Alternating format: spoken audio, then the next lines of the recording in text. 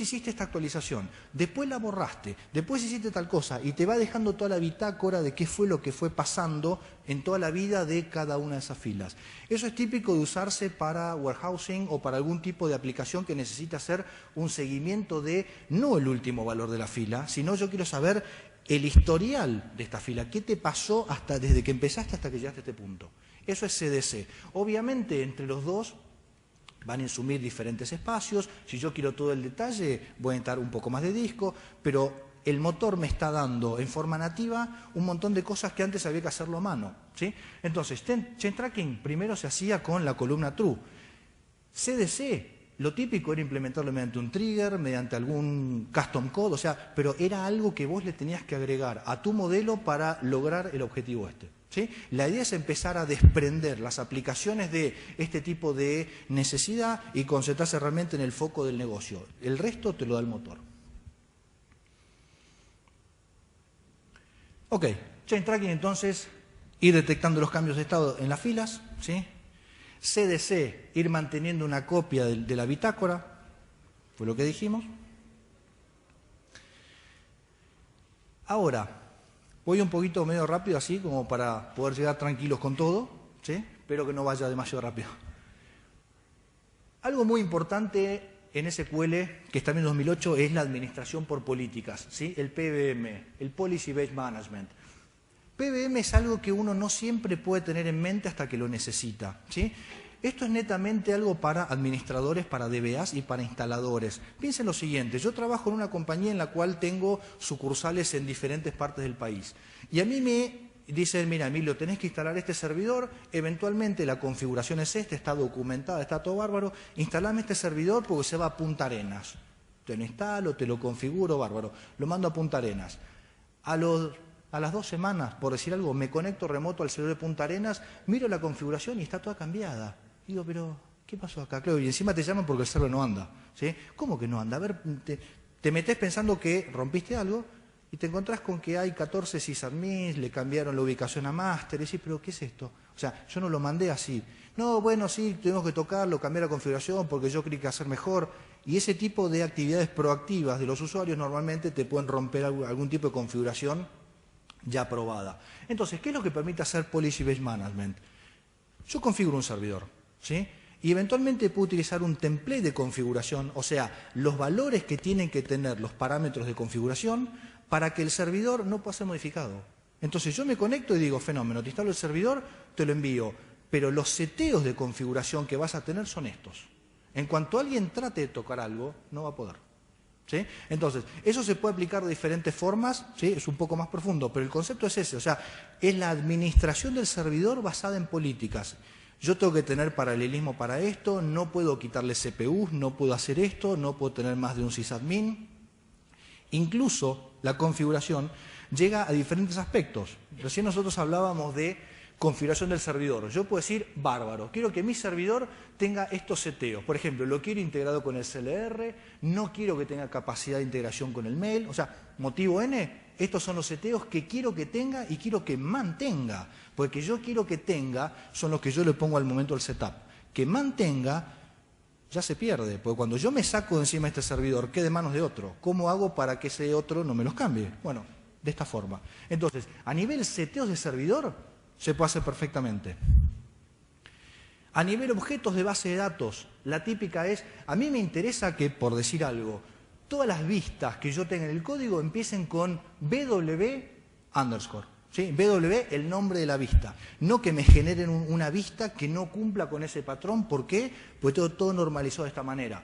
O que las tablas empiecen con TBL underscore. O sea, o la norma que yo quiera. Yo puedo entonces armar una política para que cuando se hace un create view sobre esto, se valide en real time contra lo que yo pedí, y si no cumple con eso, ya es un rollback.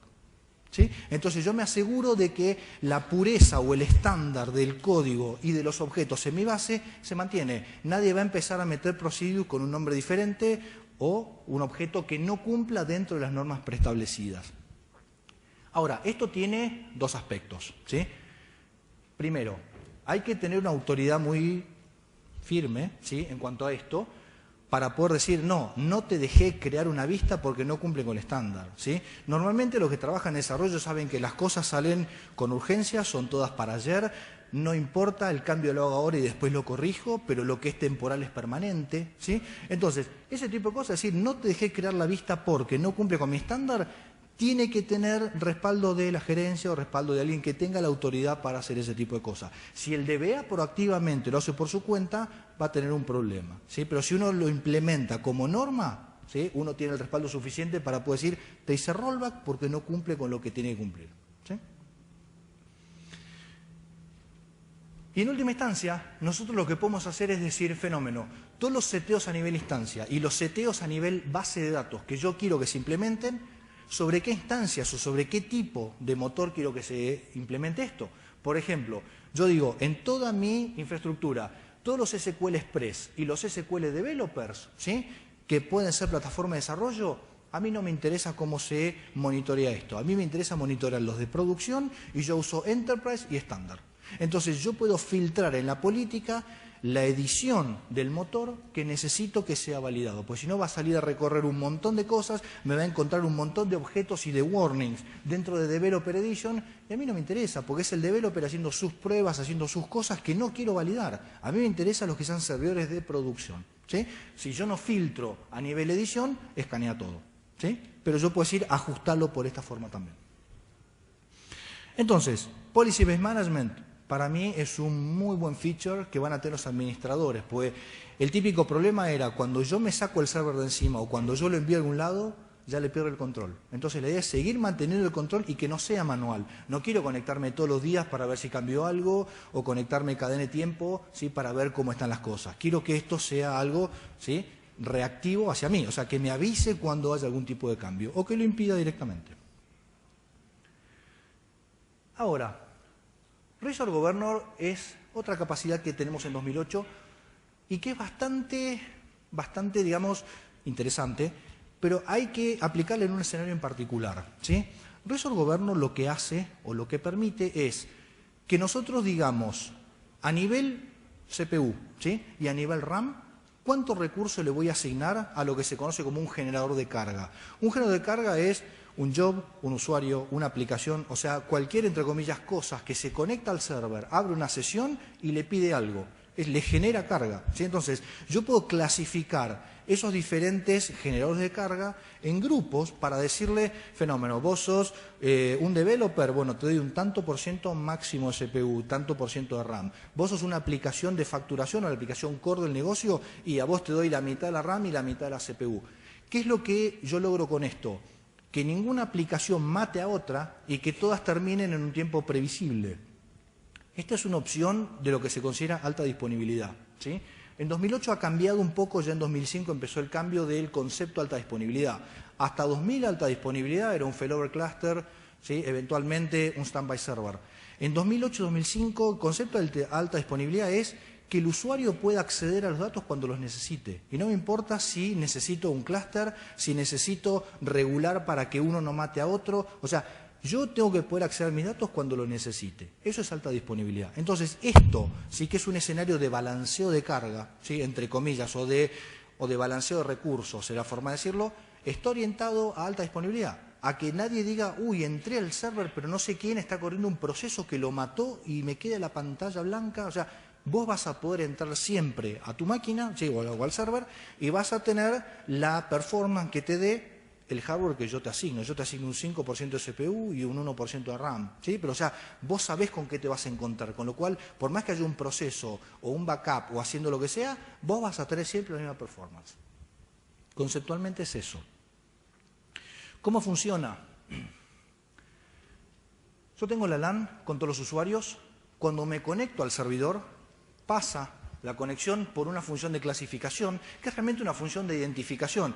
Me fijo, depende de un montón de parámetros, ¿sí?, que yo elijo un montón de criterios. Puedo elegir por nombre, por aplicación, ¿sí?, por usuario. En base a eso, determino quién sos. Y te clasifico. Digo, este es un gerente, el gerente de marketing. Bueno, entra en un grupo determinado. Este es un developer, entra en otro grupo determinado.